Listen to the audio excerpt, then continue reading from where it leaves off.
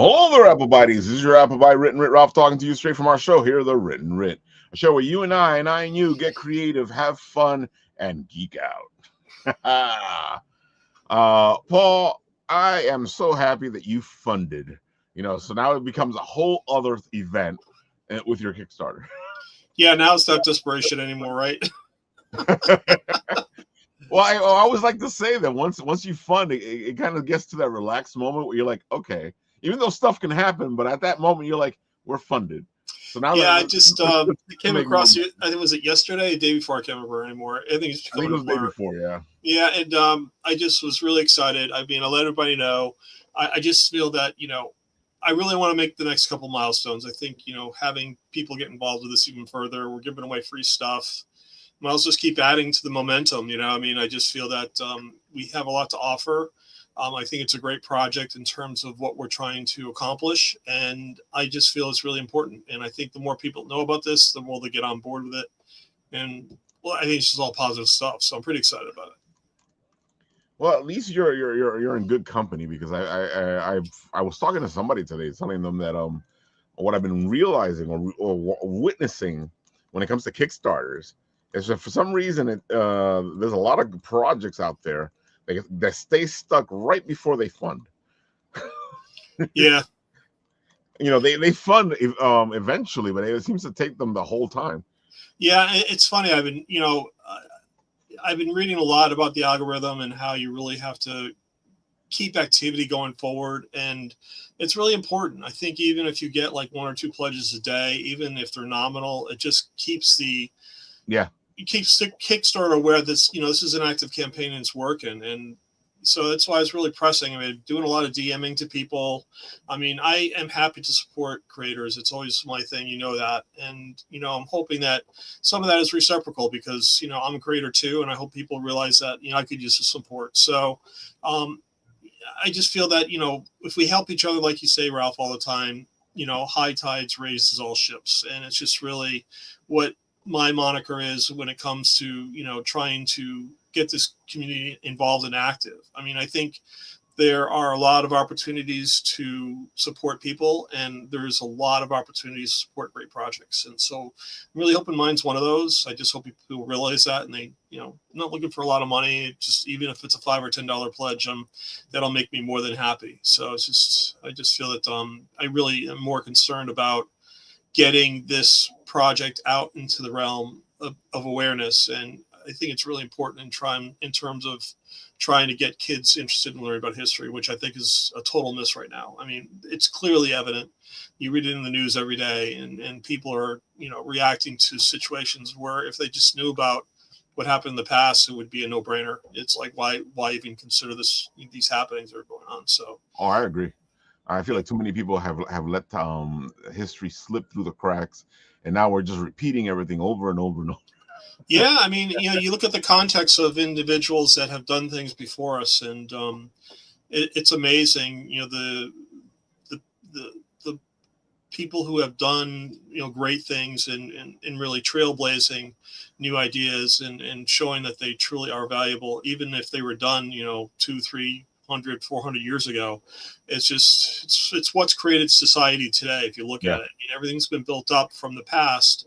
And it just, allows new things to be created for the future. And I think if you have that understanding of, what impact history has in terms of, understanding how to move forward, then it's just a matter of, doing the right thing because you have that groundwork. And it's like I go back to when I went to art school, and my typography teacher, he basically said to me, listen, you can break all the rules you want, but if you don't know what the rules are, then how do you know how to break them?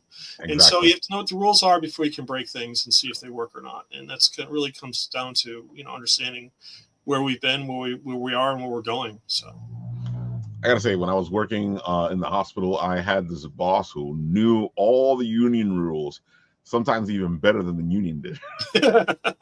And that's how she twisted it and turned and did her thing. Yeah.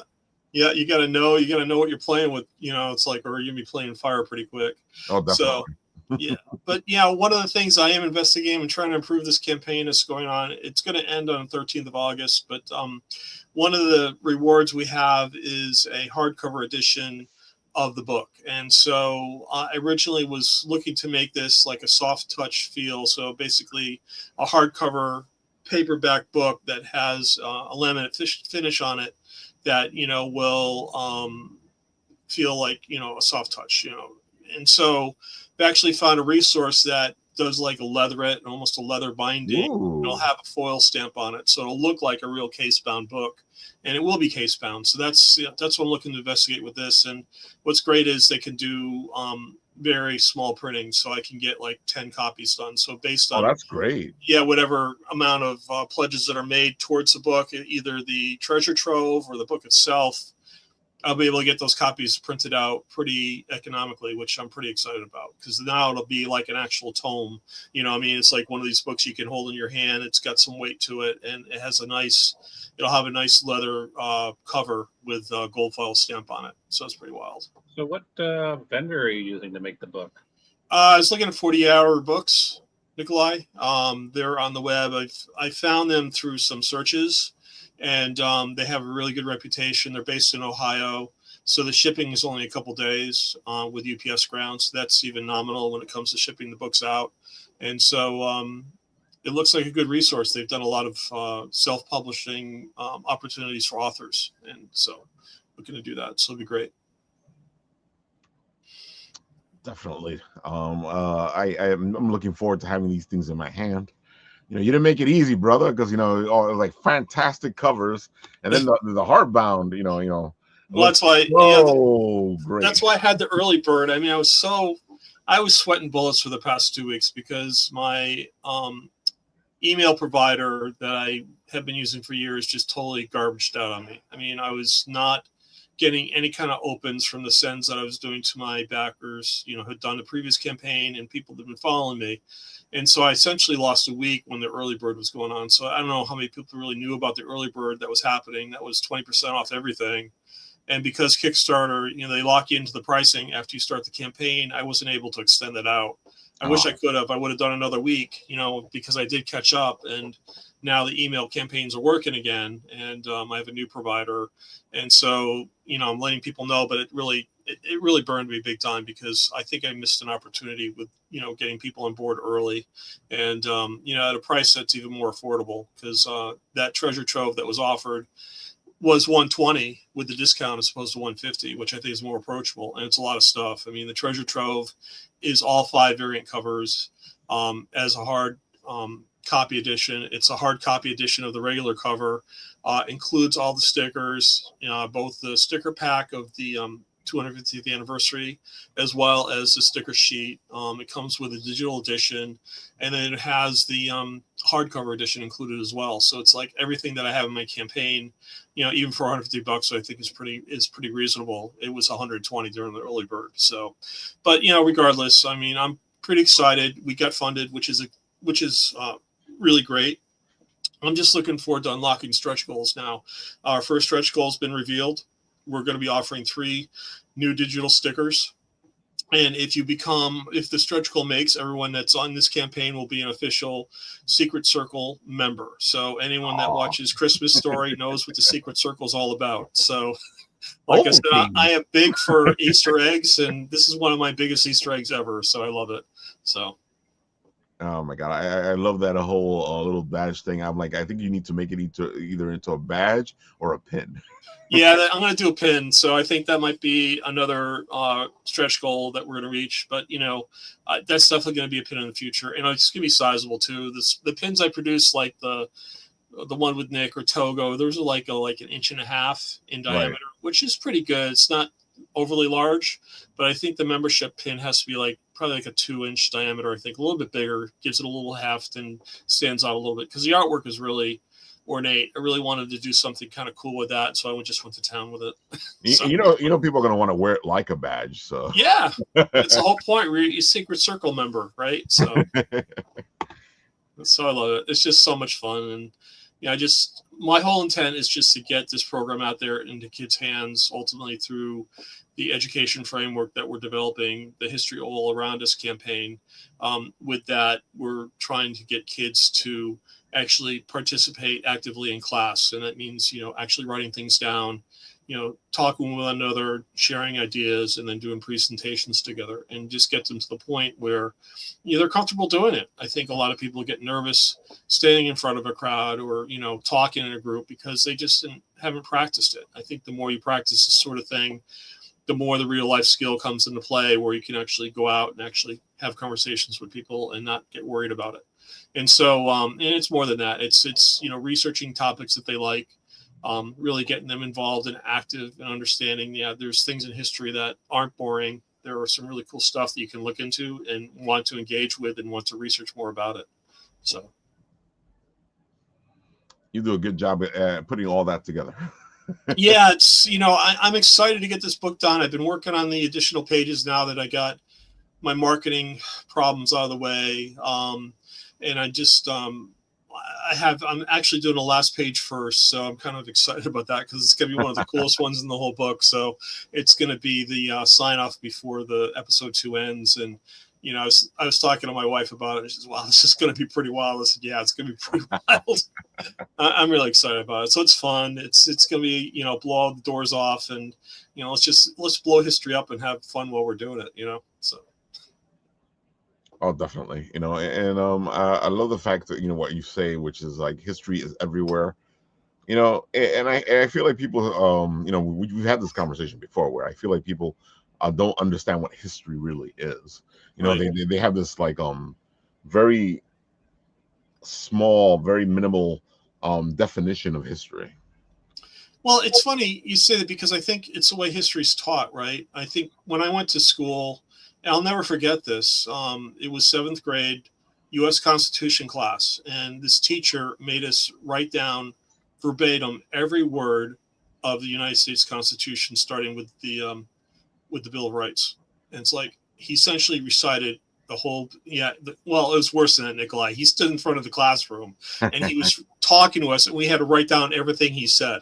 Like, that's going to make us remember this. It's just like, it was the most boring thing. I just want to get out of that class. And I think that's what turns kids off to wanting to do this, because the way it's being taught. I think, so if you don't know when, Christopher Columbus landed in El Salvador, what year that was, what does that matter? I mean, you have to understand the impact of what his actions were more on the region than I think when exactly he did it. I mean, in the context of history, then yeah, you kind of have to know, but to know a specific date is kind of silly. I mean, you have to understand the impact that, influencers had, in the shaping of where we are now is more important than understanding, yes, I can recite every date for the past, 2,000 years from the Dark Ages through the Renaissance to, Civil War, when things happen. It's like, okay, so you're a great trivia buff. What does that prove?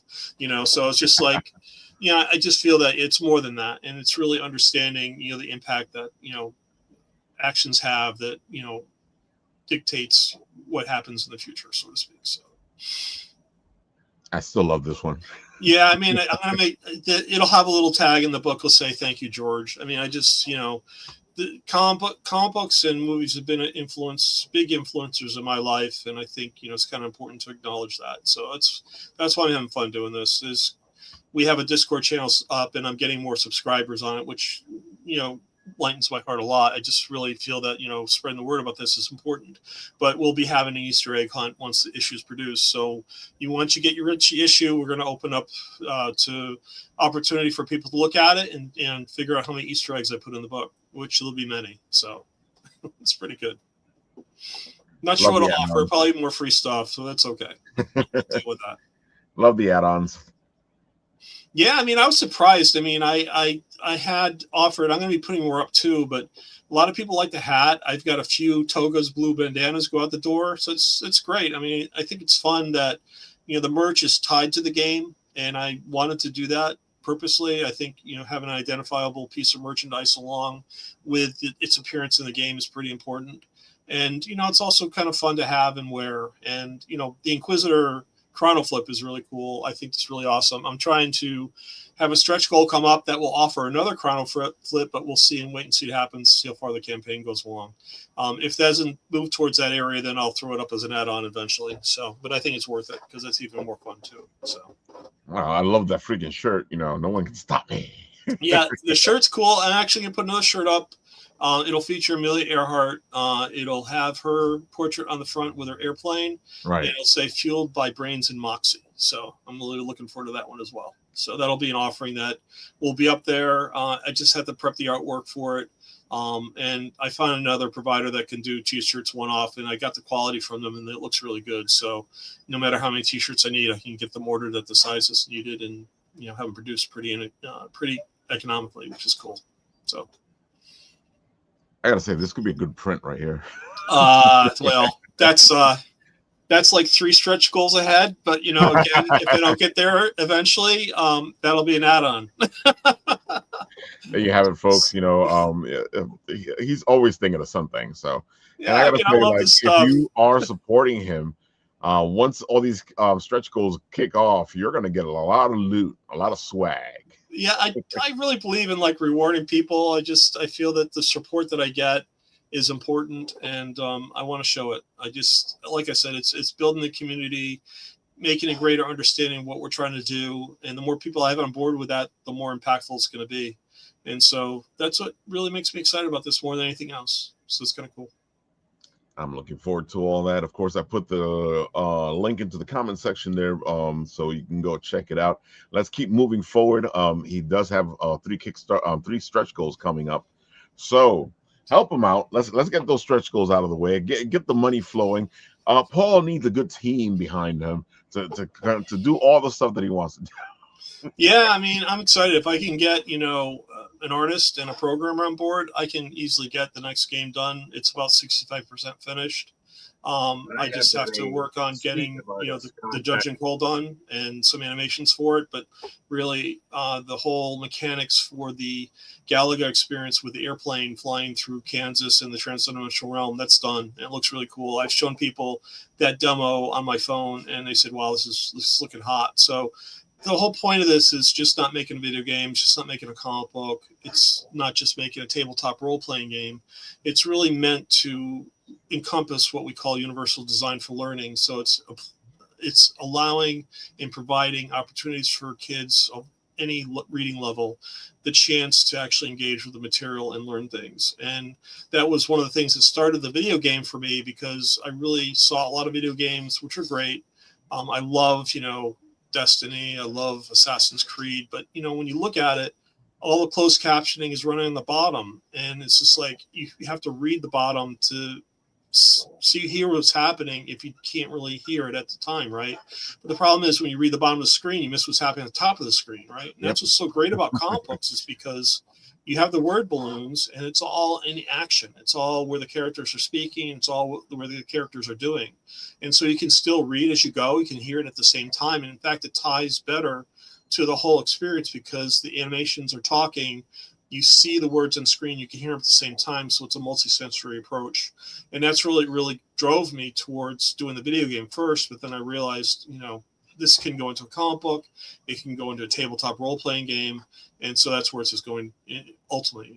Ultimately, we want to develop, a whole Pokemon experience where we have a virtual reality where players can play and interact with historic sites on their phone as they move through different areas of the country or even across the world. And then the other thing we have is the whole thing that my wife is really keen on, which I love, because she loves this idea of corresponding with people, doing letters, whatever. And so because we're able to break barriers using the digital age, via the internet or text messaging, whatever it is, being able to correspond with kids from across the globe. So you can do, a whole project for learning history and doing it with a kid who lives in Japan or who lives in India or who lives in, China, whatever that may be. With the software that's available for translations, you can connect these students with one another and not only learn about the past, but learn about the culture too, which I think is really important. So a lot of things in a hopper that we can work on. It's just a matter of getting the money, the resources, the talent to do it. So it'll be fun. I agree. We just need to get the people in there. Yeah, the other thing I'm working on too, it's because this email provider kind of dumped on me. I'm actually building a new storefront in Shopify. So I'm going to be launching a new store probably within the next week. And it'll be a lot easier to get to. It looks a lot hotter. It's going to have pretty much all the merchandise that's featured on the Kickstarter. available for purchase online. And the reason why I'm doing it is because I want to tie, the wrap up the Kickstarter through the store a lot easier, so that I can do a survey, do some add-ons as people move through, finalizing their pledges and everything, and then really, connect them with the ability to purchase more merch if they want to do that. So I'm pretty excited about that too. So it should be good. So folks, help them out. Go to the Kickstarter. It's right there in the comments. Go for it. Thanks, man. Appreciate it. Nikolai, I love your hat. Look at that. Diamenforcers.com, right? I love it. That's amazing. He walks through the con and people just look at him. I gotta say, we've met Nikolai twice at Garden State Comic Fest now, and he's always a blast. And it's always the meeting of the lab coats. Well, Nikolai turned me on to doing a lab coat for myself, yes, so it's really cool. It's surprising what you can get on Amazon for $50. I know, it's incredible. It was great. Because not to worry about putting name badges on. It's embroidered, so it even looks more official, which is really cool. So it's awesome. So Nikolai, why don't you tell the people all the good stuff? Give them the spiel. Tell them who you are. Tell them why we're so impressed by you. Well, my main social is Instagram. I do have a TikTok. I don't really use it that much, but so I'm experimenting with generative AI as a storytelling medium. So I'm using my TikTok to create essentially pitches in AI. I'm primarily a writer. I've written 3 books by hand. I've got several more on my computer that I'm currently working on. And, so I like to try different mediums, try different ways of experimenting with things.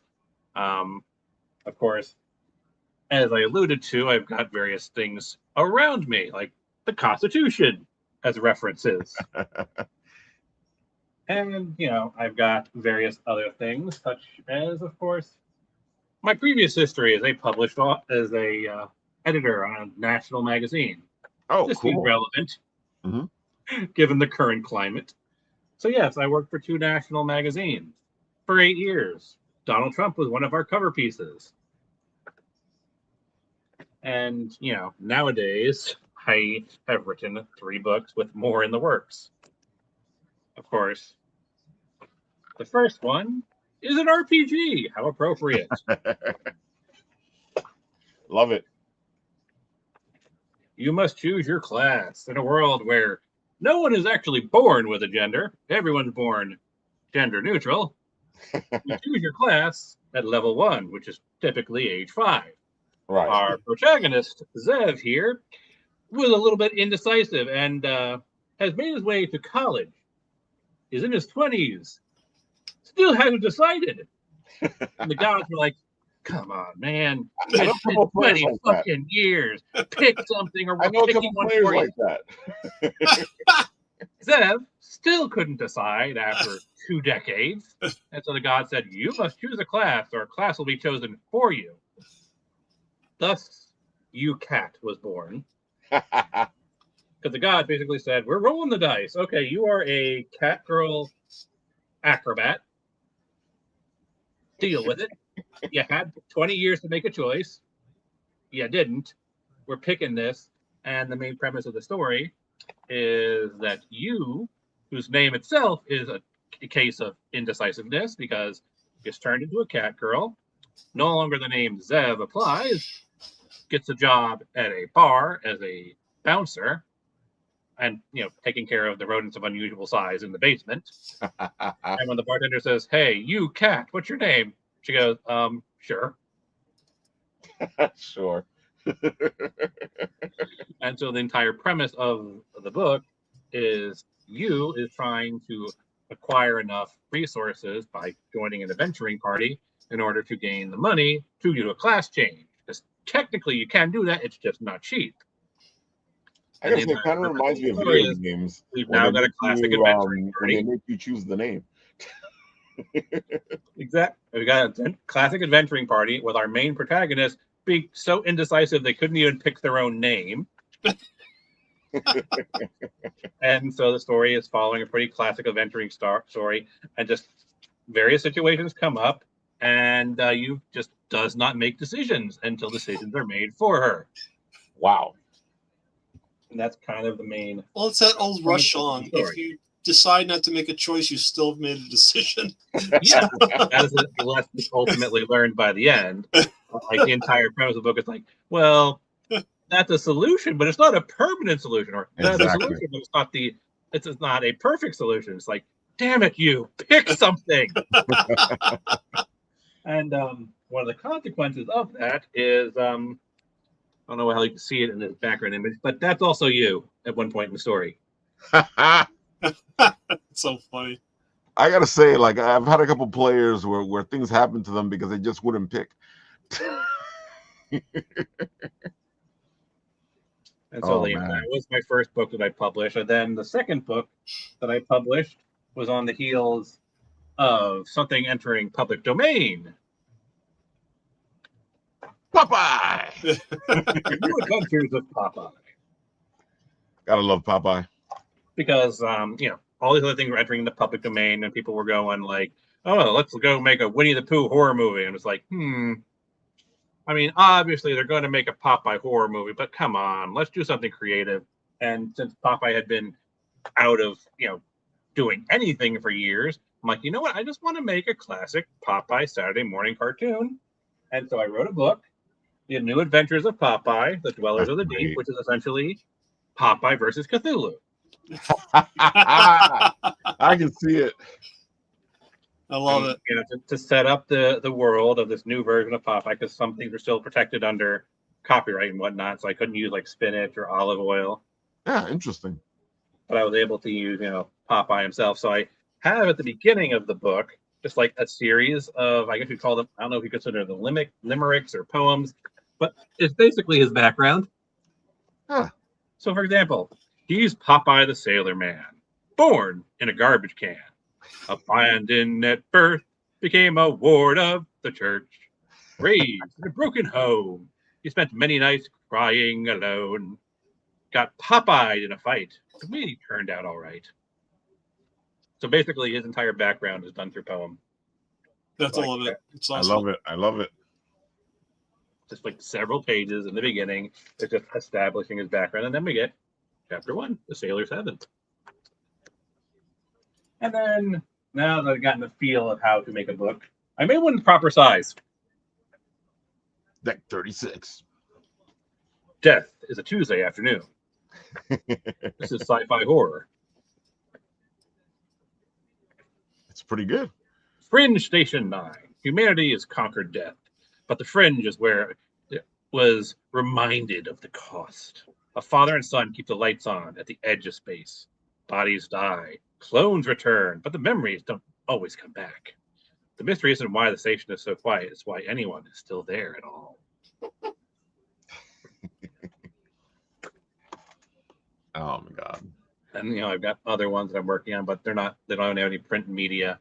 I have sent you like pictures of some of the other covers, but it's got like Leon and Ashley, which is inspired by the World of Darkness. So if you've ever played World of Darkness. Oh yeah, I played World of Darkness. So the main character is essentially inspired by a technocrat from the technocracy, right? Who is found by her estranged brother, who's essentially Leon Kennedy from Resident Evil.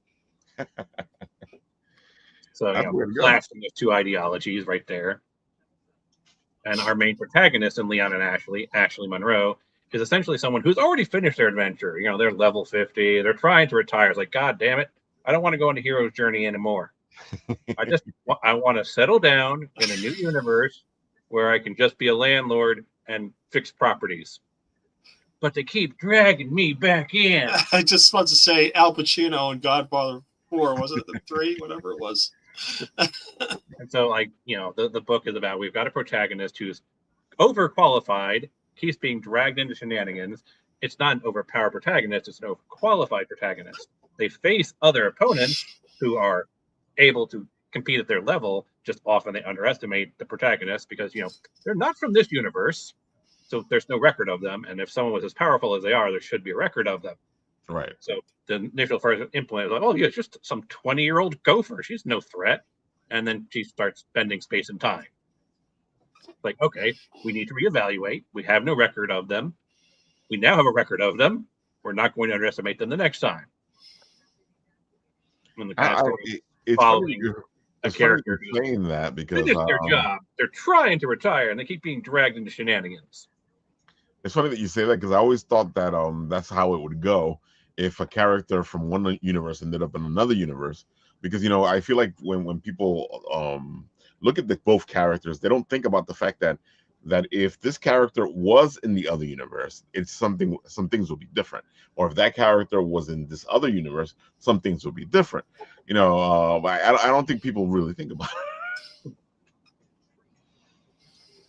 They just like fighting about it and going, "Oh, my character will beat your character." I mean, one of the things I love to do for like just fanfics for Leon and Ashley is literally do that. I have written so many fanfics where I just drop her into another IP. Obviously, I can't publish any of that, but it'll be on the website. Just free content. It's fun to throw a multiverse traveler. It's like, oh, what would happen if Ashley met Anakin Skywalker? What would happen if Ashley met the boys? It's funny because I like to say all the time that one of the best ways to learn writing is to work in somebody else's sandbox, is to do the fan fiction, because you're playing with somebody else's rules, so you start to understand those rules, so that when you do it on your own, you can understand the rules even better. Isn't that right? The general idea is like, yes, I am a person who watches Death Battle. Yes, I am a power scaler. And the benefits of being the creator of your own character is that you can power scale them really well because you know them really well. I agree. It's the equivalent of well, I cannot say their names. The creators of Superman, right? Creating fanfic in like Moby Dick. That'd be interesting. Through a speeding bullet, able to leave a tall building in a single bound. Look up in the air. Is that a whale? That's a white whale. Talk about a Captain Ahab phobia. So does that make Ahab Lex Luthor? It must be. Maybe Brainiac, because Brainiac's a bit more bloodthirsty. Yeah, you're right. Yeah, but Luthor is more obsessive. When it came to like, kill him. Yeah, because he's totally obsessed with Superman and his popularity. But like Brainiac just wants to kill everything. Like he wants to collect all the information, then kill everybody, so new information can be created. At which point he'd have to then again recollect it. Let's follow this thread for a second, because I know Ralph will like this a lot. So going off that topic, right? So Nikolai, right? Brainiac is like doing it methodically, right? And so he's thinking about, killing everybody off because he's a machine. He feels that that's a perfect, incarnation, is making everything machine-based, right? The thing about Luthor, though, which I think is more applicable for Ahab, it's personal. And, like, he wants to get rid of Superman because it's a personal thing. It has nothing to do with the fact that, he just wants to get rid of him. This is like a personal vendetta he's got against him. And that's where his obsession It's a personal vendetta because it messes with his popularity and his position at the top. Yeah. For Ahab, it's actually more like Batman. A Batman who's gone bad. Because remember, Batman's entire drive is he doesn't want someone else to suffer the losses he has suffered. So imagine someone having that idea twisted in kernel. He doesn't want anyone else to suffer the same way he has suffered, so he will go and destroy the things that destroyed his life. That makes it a much more vicious Batman. And it explains why Captain Ahab's ship has got so many wonderful toys. So many wonderful toys.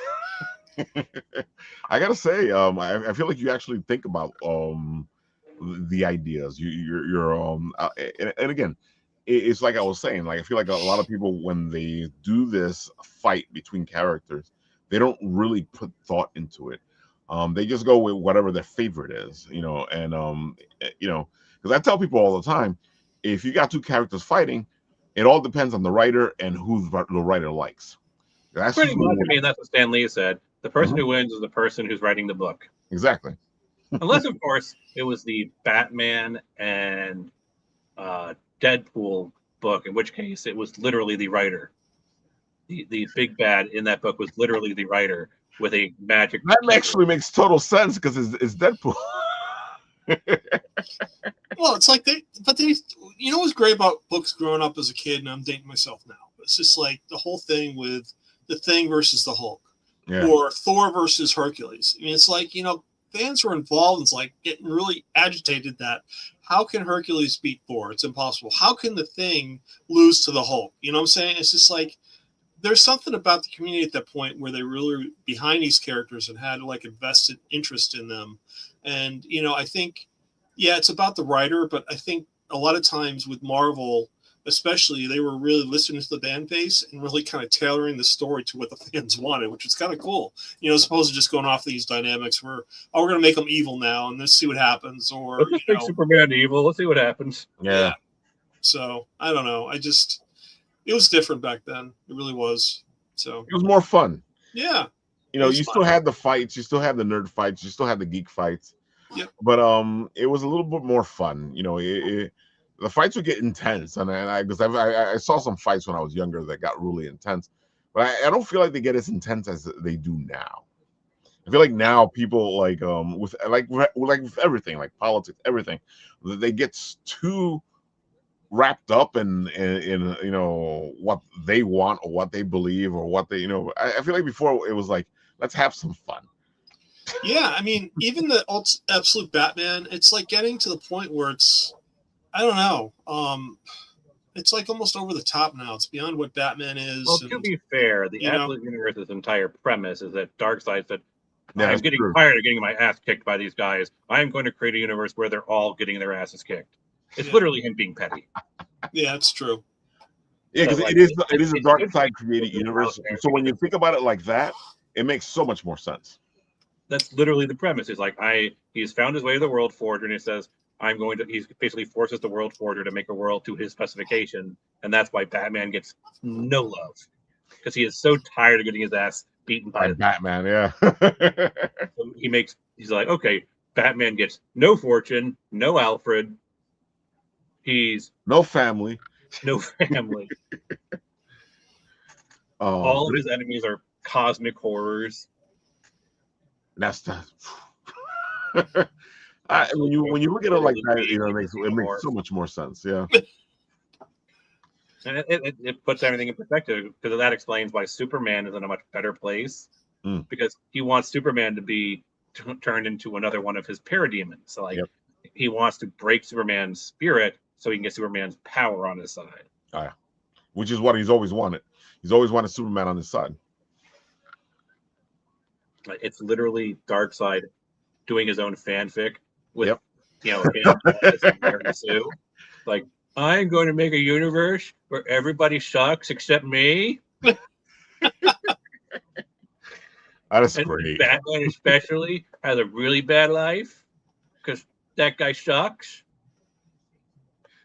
It's so funny because it kind of reminds me of all the Batman haters, and I have to say, like, there's some ridiculous things that Batman has done that you sit there going, but then you go, that's why Batman's not really supposed to be in the Justice League universe. He's supposed to be in his own universe over there on the side. So if you stick him into the superhero universe, he's going to be a little different than he is in Gotham. Well, there was one issue, I can't remember what it was, but it was a Justice League copy. It's going back like maybe 20 years. And, the Justice League puts up the clarion call for everyone to get to the space station because we have to regroup to like save the universe type deal.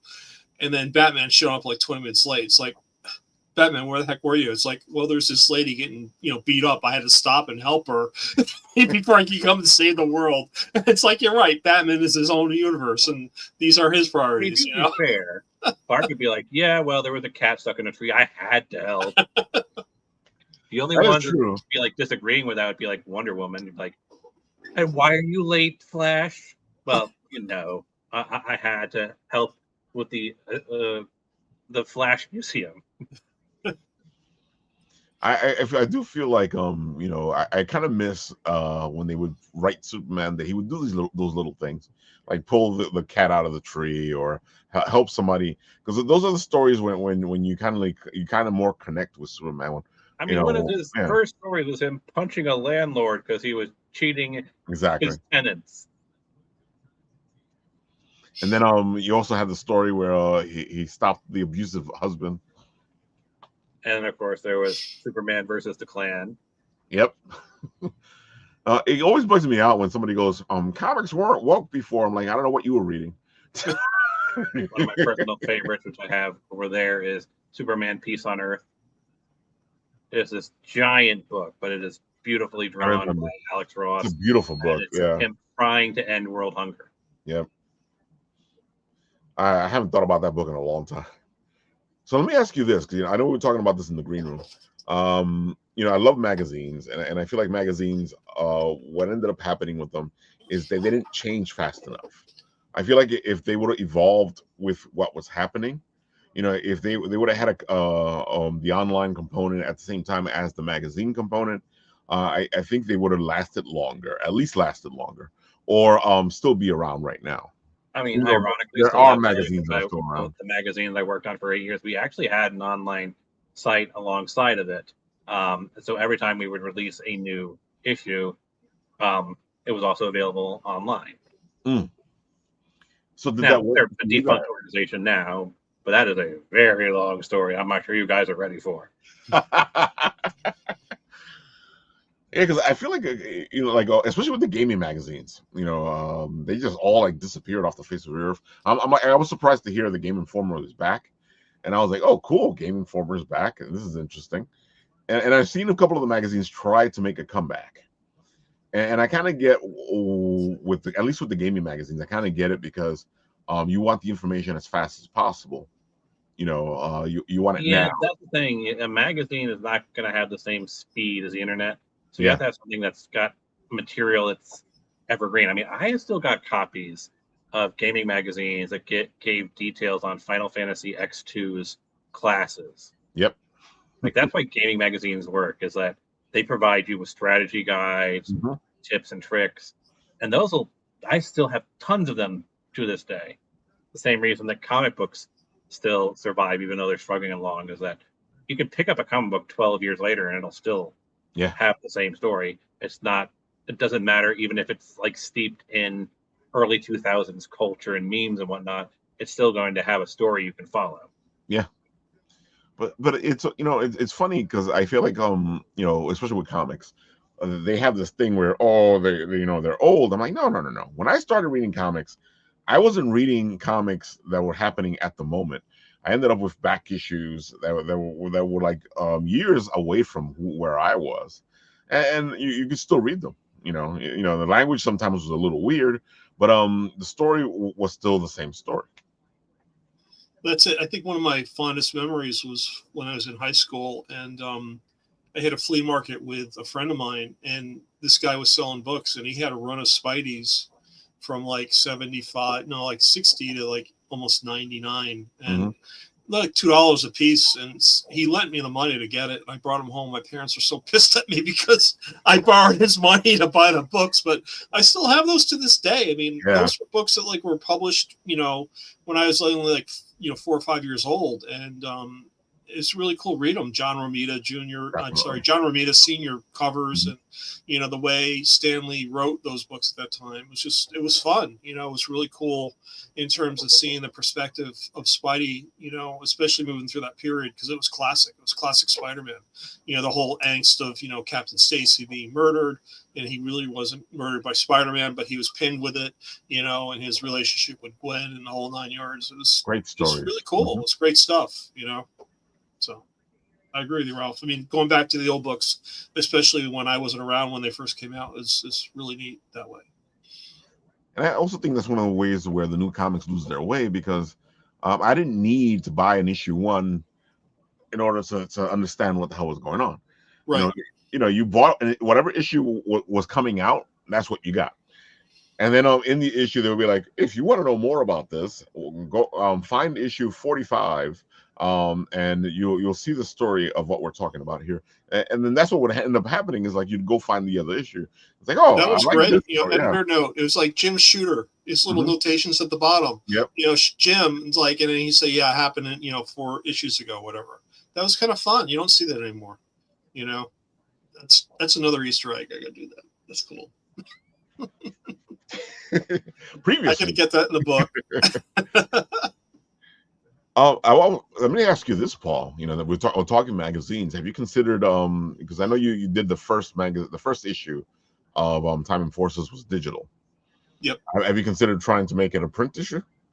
I want to do a full-fledged magazine. Yeah, ultimately it could be cool as print. I did it digitally just for production in terms of trying to get it done, but it's resources at this point. I mean, what I liked with that issue. It really went deeper into the characters and the backgrounds, and actually talked about Haruko. I can't remember the name of it anyway, but it's a Japanese card game that Nintendo invented. That's how they got into the industry. Basically, Nintendo started as a card manufacturer, game manufacturer. And so the history behind that was pretty fascinating. So, I really like the idea of the magazine because it's like anything else. I agree with you, like the Game Informer, because I used to get Game Informer when I was, with GameStop. I would get that every month, which is fun because you read the backgrounds, what's happening, and you can't always get that on the internet. I mean, someone actually spent time researching this topic, to take a certain perspective on what happens in this game. It might not be something that's available, just through a download, which was kind of neat, seeing that perspective and how people interpret things and how it's read. And so I kind of miss that. I think seeing things in a magazine form is another source of information, and and may offer something that's just not out there floating around the web. Who knows? I mean, how much stuff on Wiki is still not valid, and people are going to that every day still. So I gotta say, like looking things up digitally, to find out where you are in a game, kind of annoys the hell out of me. I love the fact, like you were saying, Nikolai, where you would open up the magazine and there's the playthrough, and you didn't have to keep trying to figure out on the phone or on your computer what's going on, what's happening. You could just have it in front of you and read through it. Though, to be fair, it can get outdated. Like, I have a copy of the official Vault guide for Fallout 4 over there. Yeah, it's just not covering the DLCs. None of the DLCs existed when it was published. that's true. See, but that's different though. That's something that can be covered digitally.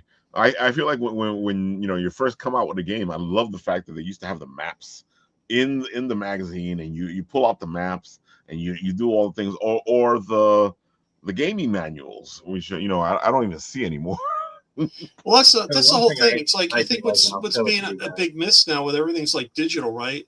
It's like you've gotten to this point now where you just can't sit down and think.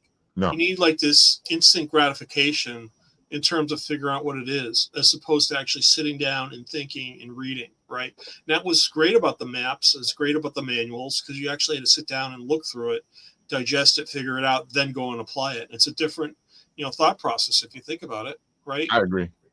I think he's gonna pull something out. City of Heroes. City of Heroes, I love it. Oh, I love that game. I remember that.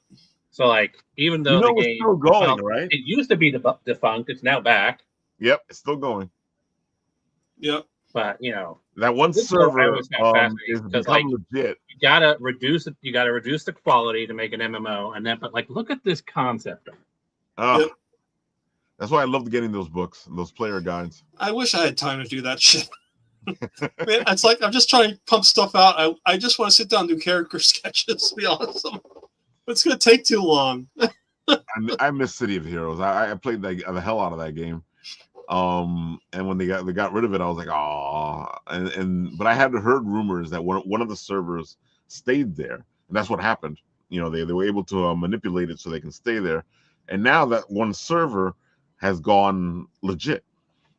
No, what happened was that the fans, being the crazy people that we are, we were able to keep the client-side information, because even though Play NC decided that the literal first superhero MMO just didn't fit with their vibe and didn't fit with their Korean grinder vibe of fantasy games like Guild Wars. Wow. And gave literally the company that was getting ready to produce their 27th content update 48 hours to kill everything.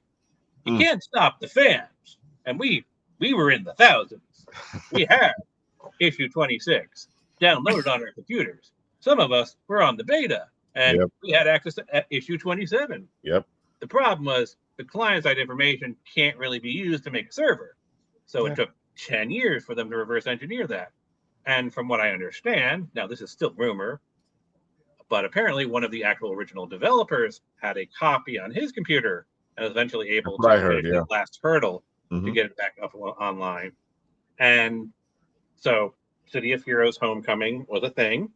You can get it now. It's out there on the internet. There's several different servers.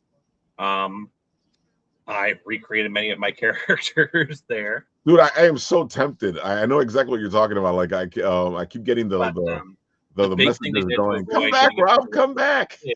Was that they could do fundraising to pay for their servers, but they could only raise enough money to keep their servers going. Right. They did that for several years, and apparently PlayNC just kind of folded, and they're just like, you know what? As long as you make no profit off of this, we will give you our blessing to do it officially. Love it. So now you can talk about City of Heroes Homecoming because it is officially out there, blessed by PlayNC as a non-profit MMO. Yep. I've been watching videos. This guy who's still playing, he's like, oh, and I'm like, oh my God. It just gives you the juices flowing. And you're like, damn. I'm like, I don't have time for that. Well, that's why they've actually got several merchants in the game now that can give you various boosts for XP and whatnot. You can just pay with in-game currency. Yeah, I heard that. Yeah. So, like, you don't actually need to pay with real world money. In fact, legally they can't accept real world money. But like all of like the prestige bonuses that you had from being like having an account for like a year or whatever, you can just buy with in-game influence. Oh, they've even got Architect back up and running, which means you can make your own levels. Ooh, that's pretty cool. That's pretty cool. It's the full game, full functionality. They've added new character power sets and classes that were in development at the time. The company, the guys that have done spin-offs have added their own new class. So like they have expanded from the original. And you just find one of the versions of City of Heroes you like, see what makes it different from another one, and join the game you enjoy. Because like some of them have really created more content focuses. Some have done completely new character classes. The source code is still available. If none of that interests you, you could just get the source code from GitHub and make your own server and your own version. Wow. Dude, I don't have time for any of that. You and Paul are so similar because, you guys are constantly working on something, constantly doing something. So, Nikolai, you're a jack of all trades, just like Paul. What's your next endeavor? Well, I've got two main things I'm working on because I'm trying to finish the End Ashley series, which I'm already up to volume 8. Right now, I'm just getting the art. I'm getting all the writing done. I'm getting the artwork done in the background so that when I release volume 1, it's got all the artwork included. Because my first 3 books, I had no art in them because this was my first try at making a book. Now, since I've got 3 books under my wing, I'm making sure that the 4th book I release, which will be Leon and Ashley, volume 1, will have the story itself done, the cover's already done, and then there'll be the interior artwork. And then, of course, over on my Patreon, I'm working on a video game. Jack of all trades, folks. Look at this. And then over on my Ko-Fi, I'm working on a comic book. I can see why you and Paul get along. I don't know how you guys do it. I really don't. Like, I have enough trouble running this show, running Bit and Apple TV. But in all fairness, between the cons and the show, it keeps me brutally busy. I cut my lawn today and I passed out on the couch. I was so tired. So there you go. Life is a series of naps. It's not really, any more sleep cycles anymore. Yeah, that's what Paul's always saying. I was like, who slept? I didn't sleep. I slept. It's like, 3 hours and then I woke up. So it's all right. That counts as sleep. It does count as sleep. I guess. So do you hit other cons besides Garden State Comic Fest? I try to get like 2 conventions done a year, but that's really all I can do because I have a full-time job. No, it's not making video games. I wish. I work in a supermarket. Oh, you're paying for the dream. We understand that here at Bit and Apple TV, where we pay for the dream because you know, a lot of us have to pay for the dream. We have the real job that takes care of Then other we have jobs. this thing which doesn't count. Exactly. And people are always like, "Oh, Ralph, how much money do you make off of Bit and Apple TV?" It's not that much, I can tell you that much. I finally reached a point where I am making a passive income off of my video game mods. I make $30 a month. It's so funny because I feel like the regular normal person always looks at this stuff and they're like, "Oh, you guys must be making buku bucks." I'm like, dude, I don't know where you're living, what world you're you know, Marvel and DC and all the big companies, they make money because that's all they do, you know, and they have staff that helps them do it. You know, we are loners here, hoping like Paul with the Kickstarter that he gets a staff. That's kind of the idea. Some help. I'll hire, you know, contractors. I don't need a staff. I'll hire a contractor. Good with that too. Oh man. I mean, that's kind of why I set up the Patreon and the Ko-Fi. Yep. And the Rumble. Yep. And it kind of pisses me off. On Nexus Mods. It kind of pisses me off, like we were talking about before, where you know, you got all these companies that are supposed to pay you and give you money, and they're constantly trying to figure out how not to pay you. Pretty much. We don't like that video you made, so we're not going to pay you. Yeah, YouTube still owes me $100. Don't think I've forgotten, YouTube. You owe me $100, Google. Probably more with interest. Yeah, I was watching a creator on TikTok, and he had a video going and it was getting a lot of views, and all of a sudden TikTok goes, when he was about to get paid, TikTok goes, "Oh no, this content is not original." And I was like, that is messed up. So he's like, I was about to get a couple of bucks, not much to I tell you, but I was about to get a couple of bucks, and then all of a sudden they decided that this was not original. Yeah, I've got a rant on my YouTube where I literally, because at one point I was doing riffs on Super Sentai, right, and so I would have a couple seconds clip from like an episode of Dawn Brothers or whatever, and then there'd be me making jokes for a minute and a half.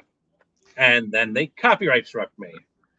And so I made a video where I showed my actual like editing software. Like, do you see that purple bar? That's the content I'm sourcing. Do you see the 3 times longer green bar? That's my commentary. Oh, yeah, they like to mess with you. This video is 15 minutes long, and I have 2.5 minutes of footage. The rest is me talking. This is fair use, toy. And that's exactly what it was. The TikToker had used like a snippet of a video, and they were calling it not original because he used that snippet of the video, and it was the same thing. He had done this whole big thing with that little tiny snippet, and they concentrated on this. And I'm not even trying to be monetized. I just don't want my channel to get channel strikes. And they channel struck me. It's like, dude, I don't care if you take the money. I haven't been monetized in several years. I don't care. Just don't take down my channel.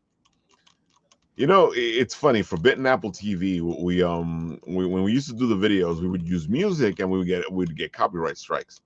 Then at a point, Cadma decided that she was just going to make an album herself, and then we would use our own music. And guess what happened? We got a copyright strike of our own music. It was the funniest shit in the world. Yeah, so there's some company out there that just claims ownership of all stuff. Yeah. And then we're telling YouTube, dude, this is our music. And of course they had to take it back. But the whole process is a bitch. Yeah. It's ridiculous. Oh my God, folks. This stuff is not easy. Like, so if you're a favorite content maker is making money, believe me, it's not easy. On top of that, you got to build you got to build a huge following for it to actually pay you off. Yeah, I mean, I don't stream regularly because I have a life. But every time I've streamed, even my most recent stream, which I haven't done in several years, there's one guy who always shows up to my streams. He's my most dedicated fan. Thank you, Hetero. That's awesome. That is awesome, and I know exactly what you're talking about because they're not here live, but they'll do the rewatch of the show, and you know you see it come in, and you're like, I know who these people are. At least a small percentage of them, I know who they are. I know they're rewatching the show, and then you run into them at the cons, and they're like, oh, when you got it, because sometimes you go, nobody's watching this stuff, and then you run into somebody at a con, and they go, that episode when you were talking to the guys about this and that and that and this, and I'm like, you know, I feel like somebody's lying. Somebody's lying about the views we're getting. I mean, some people are more the VOD. Like I said, I used to do riff streams for years until eventually just real life got in the way. But I would get like 2 people that might show up for my 2.5-hour streams like every weekend, and I was doing them Friday, Saturday, Sunday. Ooh, on a schedule. Right. Oh, because they tell you that's what you're supposed to do. I'd have 2 or 3 people show up in the chat, but then I look at the VOD and it'd be like 40 people. Yeah. Even though I had a very set schedule, I did every weekend at this particular time. I'd have a couple people from my Discord who'd show up, and then I'd have more people on the VODs. Even my TikTok, when I look at it, it's like there is no one commenting on my content at all. Yeah, but I know the feeling. I'll see like 40. I'll see like, for example, 32 views, 21 views, 28 views. Yeah. I have got on my actual channel 0 followers, 1 like, and 10 following. But apparently, people are still watching the content because I have like an average of like 29 views on my videos and literally 0 people following me. And it's funny because TikTok hates those, because TikTok goes, hold on, I'll put you up. TikTok goes, oh, this is a lie. These aren't real people. I'm like, they're watching. They're there. They have to be real people. Yeah, I don't know if that's visible or not, but yes, literally 0 followers. Oh my God, it's not easy, folks. It's not easy at all. Paul, you don't even try the TikTok, right?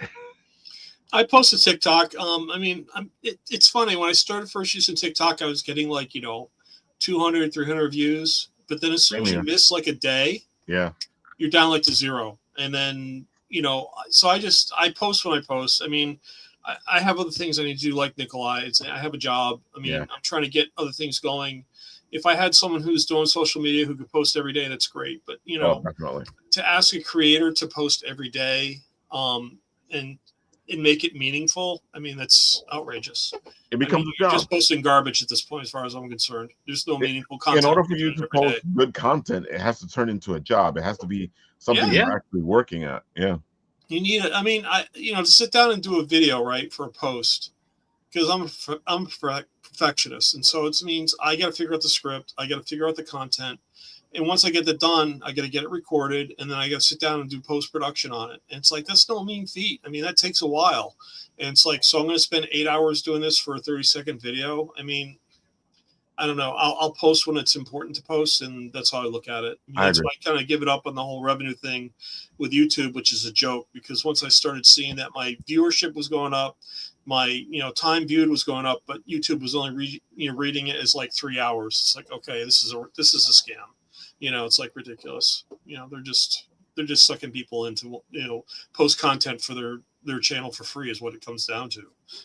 It's funny though, because you're right though. The more we post for them, the better they do, the better they get. Yeah. Yeah. I mean, I got ads flowing on my channels now. I mean, because I stream this broadcast twice a week, right? Bitten Apple on Monday, written on Wednesday. So I have 2 posts that I do every week consistently, right? Yep. And now I'm looking at my content now, and there's ads flowing in. I'm not getting revenue for that, but they're Nope. posting ads in my content. It's like, did I allow this? I don't remember allowing this. You know, it's like, why aren't I getting revenues from it? You know, you guys are making money off me. Evidently, you think it's important enough to do it. So why can't I get a share? And it's funny because they tell you they don't like the shorter content. But they love when you have the long content because they put as many ads as they want in. Well, the thing is, it's like, you know, get none of that income. I'm doing these ad campaigns for the Kickstarter, right? I got a Facebook and Instagram ad campaign up. You know what the longest time people usually spend watching a video is on Instagram? Take a guess. 5 minutes. 5 minutes? Yeah. How about 2 seconds? 2 seconds. You don't hook them in 2 seconds, man, they're gone. I mean, you know, I got my stuff going, and it's like if I don't have the hook in 2 seconds and then move on to something else, wow, forget it. I mean, people are like, that's what it is. Unless you're selling money, sex, or, you know, health products, you know, it's what it comes down to, you know. Or your Temu advertisement. Exactly. Oh my God. It's so funny. It's just you know, that's what it is. I mean, we're in such a frenetic stage of our culture where it's instant gratification, it's instant information, and I think people are just on information overload. And it's like at some point, just to step back and take a breath sometimes seems like it's not there. You can't do it. You know, it's sad. It is sad. I was watching, you know, a great show on Netflix now, Little House on the Prairie. They redid it as a reboot. It's amazing. So wait, I heard recently, like I was watching one of those talk shows, and like so and so from Little House on the Prairie is on, and I'm like, I don't remember that name from Little House on the Prairie. Yeah, I mean, it was Michael Landon. It was a huge show in the 70s. Yeah, that's what I'm saying. Like they said some new name, and I was like, so now you explained it to me. There's a whole new show. It's a reboot on Netflix. It's amazing. It's I think 8 episodes. No one does anything more than 8 anymore. I mean, Cheers, when I was growing up, it was like 20 episodes a season. Frasier was 20 episodes a season. Now you're lucky if you get 6. Yeah. Anyway, no, I watched it with my wife. It was amazing. It's 56 episodes a season. Yeah. Yeah. No, but it's a great show. Just sit down and, you know, with Netflix, they give you all the episodes, so you have to wait each week. But it was phenomenal. It was so low keyed, you know, so moderately paced, but it was touched on, like, you know, everything in life, you know, life, death, happiness, sadness, everything was great. It was really heartwarming, and it was nice to sit down and actually watch a show where you didn't feel like you were on the edge of your seat for every second of every minute of every hour that show is happening. You know what I'm saying? It's kind of a nice break. I miss 26 episodes per season. I do too. I mean, I was watching Andor with my sons, and I got confused because I thought there's actually 3 seasons, but really the first season is 12 episodes. And I'm thinking, what did they do wrong here? I mean, that's unheard of nowadays. 12 episodes in a season. I mean, you watch Murdoch. That's because they wanted to flesh it out. You know, the more episodes you have, the better you can flesh it out. Well, yeah, it's great. That's what I love about that season of Andor. But one series we watch is Murdoch, and they run 20 episodes a season consistently. It's unheard of. I mean, they're not all great, but some of them are phenomenal. And it's just to think you're watching, you know, a whole length of episodes. This is what I used to watch TV growing up. Like we'd sit down and spend like 6 months watching a series, and then we'd wait another 6 months and it'd be out again, you know? Yep. Now it's like you spend 6 weeks watching a series and you had to wait like another 48 months. Yeah. You know, 48 weeks like to see another one come forward. You know, it's ridiculous, you know. Like 2 years. I don't know. Nikolai, what's your next con? I'm going to go to Anime NJ in November. Anime NJ, that's the one the Garden Fest does, right? No. Which one is that one? No, I haven't heard of that one. When is that? Yeah. I pull up the information. There's a Anime Fest in April through the guys that does Garden State. That's April though, not November. That is April. And in November they're doing Vineland. Garden State Comic Fest, Vineland. It's a great location. I went last year. Paul, you didn't get to go, right? No, I had something going on that weekend. Yeah. So Anime NJ plus 2016. It's at the Hilton Hasbrook Heights. November 13th to 15th. 15th to 16th, you said, Nikolai? 13th to 15th. Yeah. Gotcha. I gotta put that on my calendar. I don't know if I can Yeah. make it out, but you try.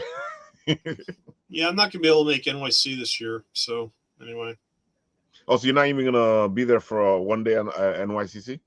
no. I mean, I've got we're planning a trip that weekend. So Well, so it's because you got something else to do. Okay. yeah. I mean, I would normally go to NYC, especially with the book. And I you said, think like, if I on had the book, Thursday, I'd yeah. probably try and Mhm. get a booth there. Yeah. You know what the heck? I mean, it's not cheap, that event. I mean, it's $2,000, I think, for a booth if you're an exhibitor. I mean, it's Yeah. cheaper to go Artist Alley, but they have a whole review process, and you're lucky if you get in through there. So You're lucky you get into New York Comic Con at all. Yep. Yep. All right, So- Nikolai. One more time, tell the people where they can find you and all the good stuff. Go for it.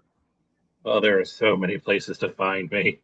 I actually I'm going to have to make like a send me the dedicated Rumble link card and I put it into just the list comment section. everything, but we'll go with the key one, shall we? Well, of course, there's my Instagram. There's, of course, my TikTok, which is Cuppa LLX as well. I'm on YouTube at Cuppa LX, CUPPA. I have got my merch store. Oh, I haven't even shown off the merch, have I?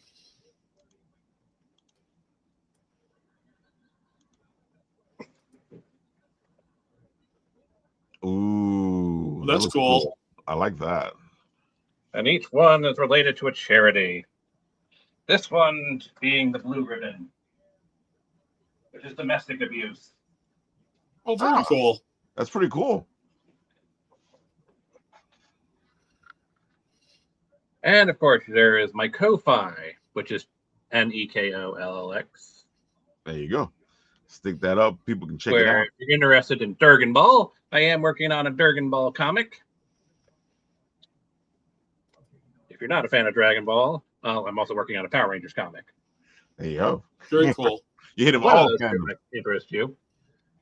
All You'll the fans. find All the under fans. that same Nico LX name on the Nexus. I have produced several mods for the Nexus.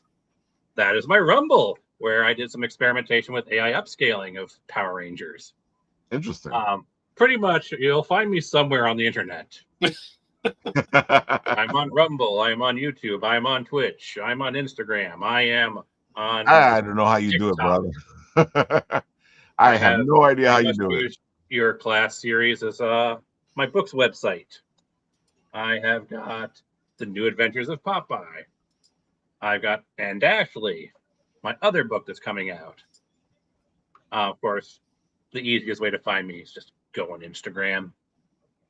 Because, you know, if you respond to me or message me or whatever, I want to know where a particular thing is, I can DM you there.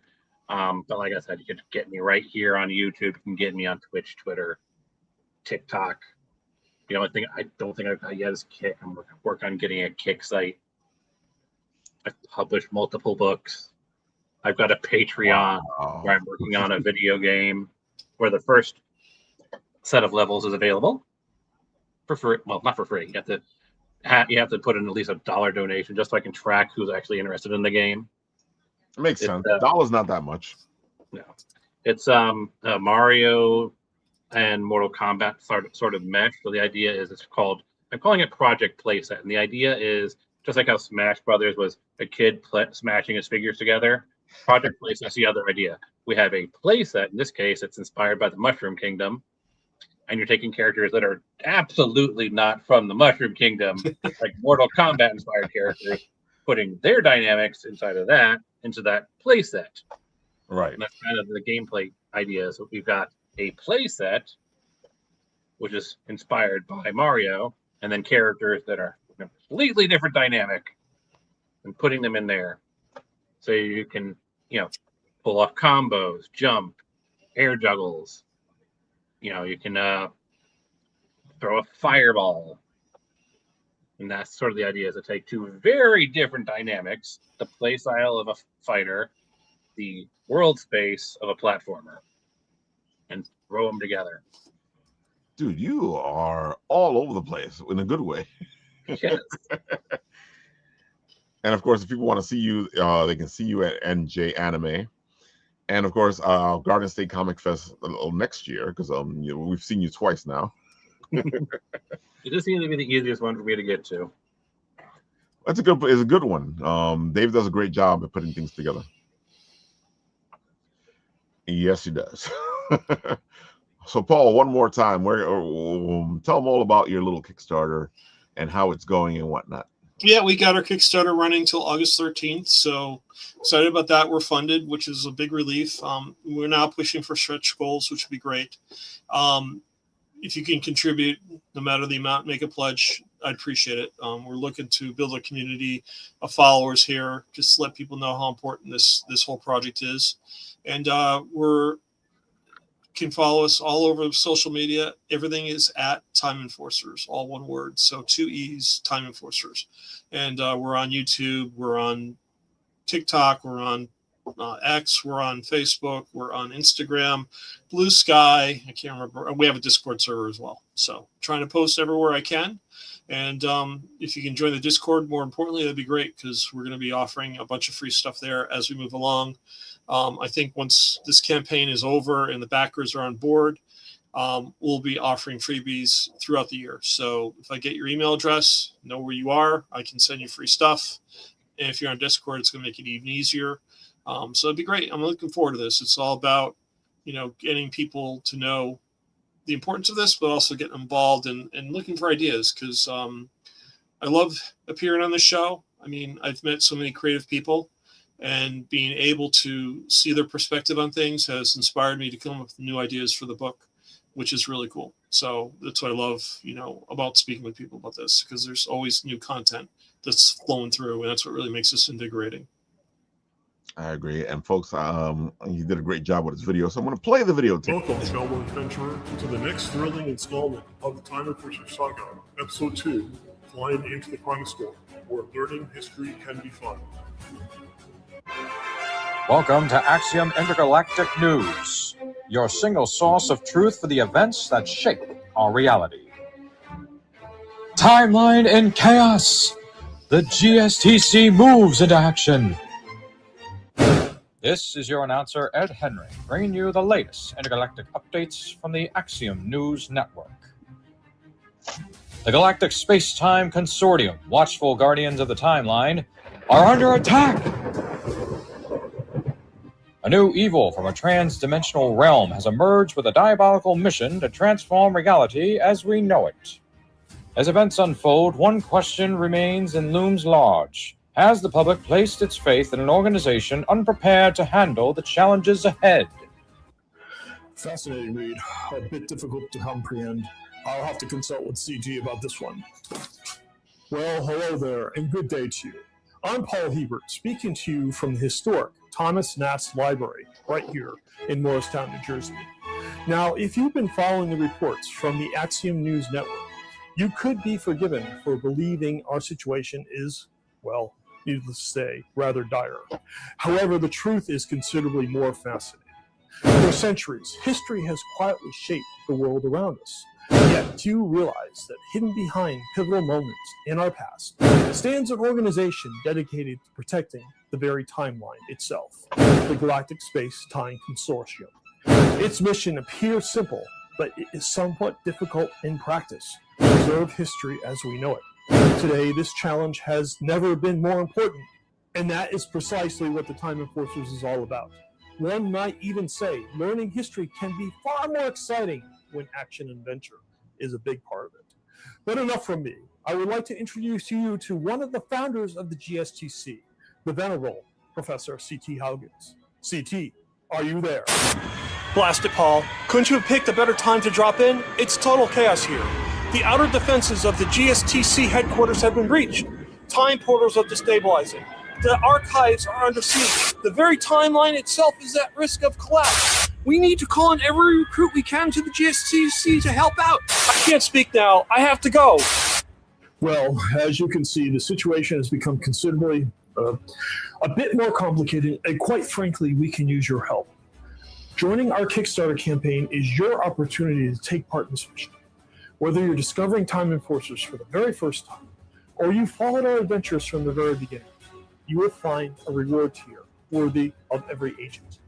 Choose from multiple editions of the graphic novel, including 5 stunning variant covers illustrated by an incredible lineup of legendary artists, an exclusive hardcover edition, and additional rewards that will unlock as new stretch goals are achieved throughout the campaign.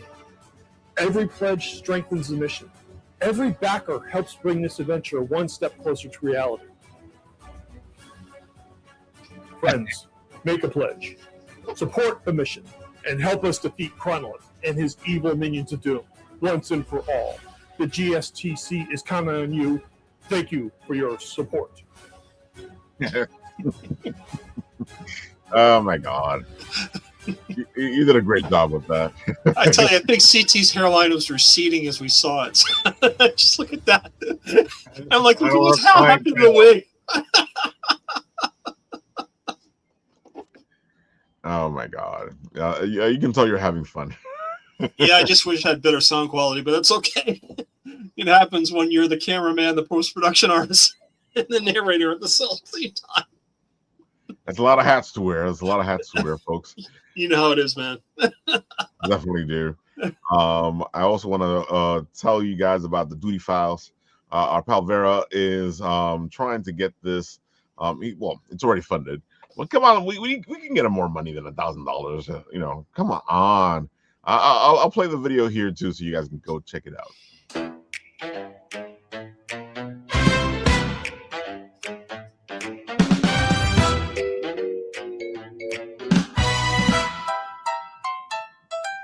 When the shadows start to crawl, there's someone ready for it all.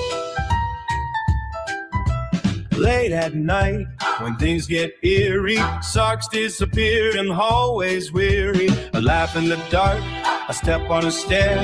Mr. Fan's secrets drift through the air. With a twinkle in his otherworldly eyes, he chases down every surprise. From creaking doors to missing treats, no puzzles too tricky, no riddle repeats.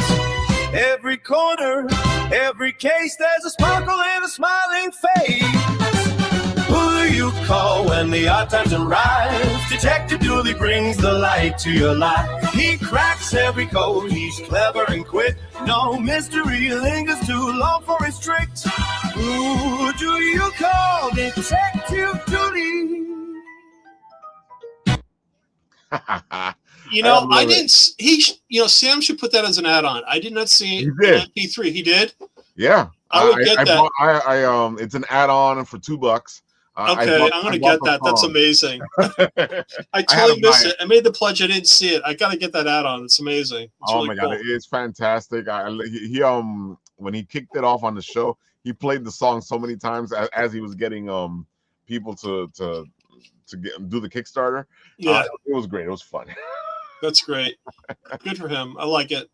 I definitely get that as an add-on when I finish the pledge. So it's really cool. Definitely. It's a great song too, folks. Go check it out. I get the add-on. Get the theme song. Oh my God! And of course, our pal Alpaca Sue's. Her fruit cows are coming near the end here. She's at 42,710. 503 backers and 39 hours to go.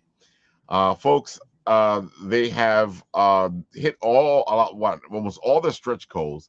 They have one more stretch goal at 45,000, and it's a pretty cool stretch goal. So help them get to 45,000. Get your Apple Cow. I have to say Apple Cow. You know why, folks, right? Because we're bitten Apple TV. You should go get your Apple Cow. These guys are cute, and you know you want one of these potted purse things to carry them in. So go check it out. Alpaca Sue's. She does amazing stuff.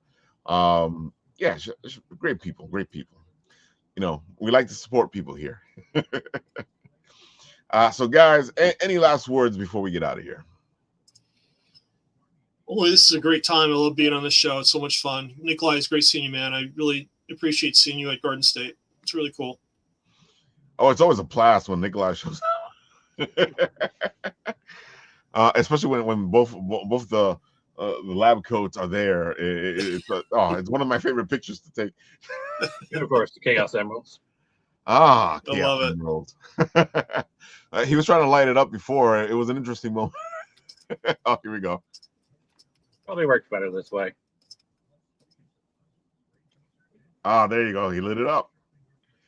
That's Very better than cool. before. I love it. That's actually a good last word right there. So, folks, check these beautiful people out. Go hit up all their things.